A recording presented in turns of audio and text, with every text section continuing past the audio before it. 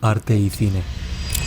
El artista expresionista ya no representa lo que ve, Los directores alemanes huyeron del país, si no, los iban a matar. sino lo que tiene en el interior.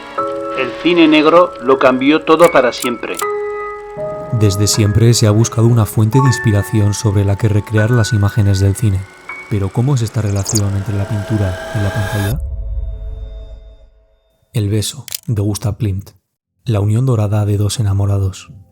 Por debajo de ellos, el suelo se extiende fértil, ya que las flores nacen allí donde los enamorados se funden. El fondo de color oro da la sensación de que los protagonistas de este cuadro están flotando en el espacio, alejados de toda temporalidad. El amor es el que marca el ritmo. La pintura está dotada de un aire místico y erótico que desborda las emociones que el pintor austriaco quiso transmitir. Al mirarla no podemos evitar conmovernos. Es casi como si su amor fuera demasiado intenso como para ser contenido y se filtrara en el mundo que lo rodea. Este mismo tipo de simbolismo se puede encontrar en el cine. En esta escena de Shutter Island, dos enamorados se abrazan, pero a diferencia del cuadro, no les inunda el amor. En la película, Teddy ingresa en un hospital psiquiátrico por asesinar a su mujer. Como la historia está contada desde su perspectiva, el espectador ve lo que Teddy cree que es real. Además, la medicación que toma le hace sufrir alucinaciones, como esta escena de aquí, y lo que podría parecer un encuentro emotivo de amor es en cambio una pesadilla. En los sueños, las fronteras entre realidad y fantasía se desdibujan y esa paranoia se extiende hasta el espectador. Como en el cuadro, llueven flores y brilla el sol dorado ante los enamorados, pero el trasfondo es totalmente distinto. Ahora los personajes habitan un lugar alejado de la realidad que está influido por su estado psicológico interno, y nosotros podemos mirar en su interior. Pero esta forma de traducir la psique de los personajes al mundo que los rodea no es nueva. De hecho, se está adaptando un movimiento artístico de hace más de 100 años, cuya influencia en el cine ha sido y es muy profunda. Incluso diría que es el movimiento artístico que más ha impactado en el cine en la historia.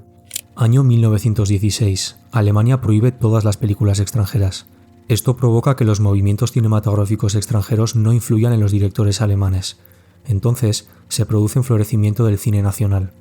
En este momento, el país estaba en una situación de agitación social y económica tras la Primera Guerra Mundial, y fue en este contexto en el que los cineastas alemanes recurrieron al expresionismo para así transmitir sus preocupaciones en la pantalla. Ahora bien, volviendo al cuadro que abría este vídeo, sé que el beso de Klimt no es expresionista, pero sirve para introducir la inagotable relación entre pintura y cine, que comenzó con el expresionismo alemán. Estas primeras películas expresionistas trataban de comunicar el horroroso legado de la guerra. Sentimientos como la ansiedad, opresión, locura y miseria eran comunes en las películas. La cuestión es que estos temas no solo se trataban en la narrativa, sino que se incorporaron a los decorados, iluminación o maquillaje. Así se podía ver cómo los personajes extendían su locura al entorno que los rodeaba. Un ejemplo de esto es el gabinete del Dr. Caligari, en el que se muestra una versión distorsionada y espeluznante de una ciudad, o en Nosferatu, que los decorados son oscuros y sombríos y los interiores no son para nada acogedores.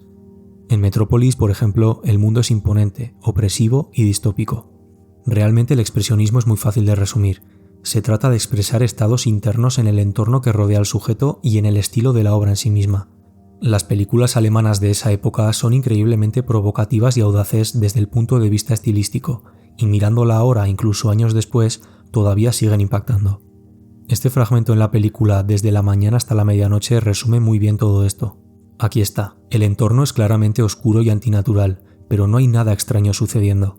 Simplemente vemos a un banquero realizando su trabajo. Pero este personaje tiene una capacidad especial, y es que puede ver a la muerte en los demás. Me repito otra vez, plasma su propia oscuridad interior en los demás. Las condiciones materiales tras la guerra eran muy duras. Los valores de la nación desaparecieron y la inquietud de la población se agrandó. Esto facilitó que el régimen nazi tomara el poder de Alemania, y entonces muchos de los grandes cineastas de la época, como Fritz Lang, huyeron a Hollywood. Allí su trabajo y estilo dejaron claramente su marca. Gracias a estos directores expresionistas, surgió un género que tomó prestadas muchas ideas de los alemanes, el cine negro. Sunset Boulevard es un ejemplo perfecto de esto. Esta película ha sido descrita en muchas ocasiones como la pesadilla de Hollywood.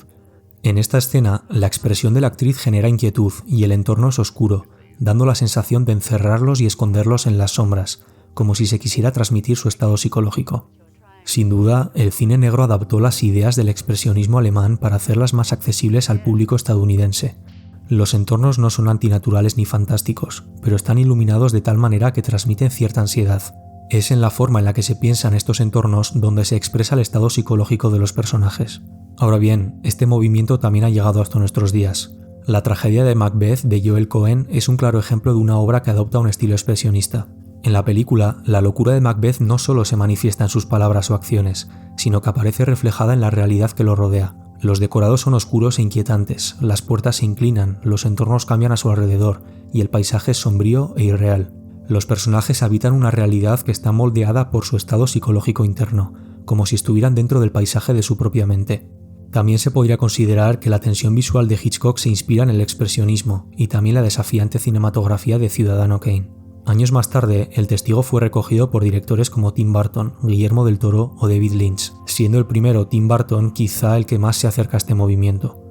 Lynch se define como surrealista y con razón, pero al principio de su carrera era de clara vertiente expresionista. En su película Eraserhead, que aunque tenga claramente elementos surrealistas, el entorno que rodea al personaje parece claramente influido por el expresionismo alemán. En el cine y la televisión de hoy, la influencia de estos movimientos es más sutil, pero sigue estando ahí.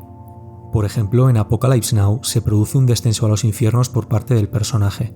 Este miedo que se filtra en la realidad de la que se rodea se lleva a cabo por medio de la iluminación o la paleta de colores. Otro ejemplo es Psicosis, en la que el miedo y el temor se comunican al espectador por medio de técnicas de decorado o iluminación. Realmente hay muchas películas donde la atmósfera está creada de tal manera que refleja los estados psicológicos de los personajes. Desde la primera temporada, Euphoria ha hecho gala del uso del neón para transmitir emociones como ninguna otra serie actual. Este es un claro ejemplo de un noir moderno, en el que se emplean movimientos de cámara exagerados y decorados iluminados de forma muy inteligente, para así transmitir estados psicológicos internos. Euphoria da la sensación de ser un noir, no por su contenido, sino porque usa las ideas expresionistas para comunicar emociones. Si bien el expresionismo ha sido una fuerza increíblemente influyente en el cine, hoy en día los ecos de este movimiento no se reconocen de forma tan clara. Es casi más una técnica cinematográfica. Ha pasado casi más de un siglo desde entonces, y esas ideas de películas como Nosferatu o Perdición se han ido adaptando y difuminando en los movimientos artísticos actuales. De hecho, seguramente muchos de los directores actuales ni siquiera sepan que están empleando ideas expresionistas, sino que simplemente se han inspirado en muchas de las películas que han surgido desde entonces. El caso es que el expresionismo alemán llevó a la pantalla la idea de cómo se podrían usar todos los elementos posibles al alcance de los directores para transmitir estados internos. Esta idea fue tan revolucionaria que se convirtió en parte del tejido del cine que conocemos hoy en día. En Taxi Driver vemos otra idea interesante. La ciudad de Nueva York es casi un personaje más que influye en las decisiones del protagonista. Esta idea ya la introdujo Dostoyevsky en su interpretación de San Petersburgo en Crimen y Castigo. La ciudad se personifica para generar inestabilidad en el estado psicológico del personaje. Lo interesante de esto es que en la película de Scorsese, la ciudad se representa de forma expresionista. Aunque no se parezca en nada a los decorados exagerados de los directores alemanes, aún así influye en las personas que la habitan. Él utiliza ubicaciones reales, pero lleva elementos discordantes hasta sus límites. Esto lo consiguió principalmente el director de fotografía dándole vida a las calles por medio de la iluminación y el humo para generar tensión e incertidumbre.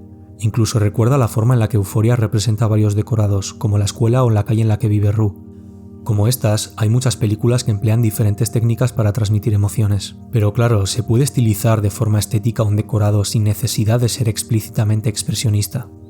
La idea de este vídeo es dar a entender cómo una técnica artística de hace un siglo sigue influyendo en nuestra forma de hacer cine, pero sin considerar a las películas actuales como necesariamente expresionistas. Simplemente son técnicas de comunicación muy útiles que se siguen usando a día de hoy. Por eso, hoy se pueden confundir el surrealismo con el expresionismo. El surrealismo distorsiona la realidad, generalmente retratando lo irracional, los sueños o el subconsciente, mientras que el expresionismo es un lenguaje de subjetividad proyectada hacia afuera. Es fácil pensar en películas como Blade Runner e imaginar simplemente que los mundos que retratan son versiones modernizadas del futuro, lo cual en cierto sentido lo son, pero también son descendientes directos tanto del cine negro como de Metrópolis, una de las películas más destacadas del expresionismo alemán y una de las mejores películas de ciencia ficción de la historia.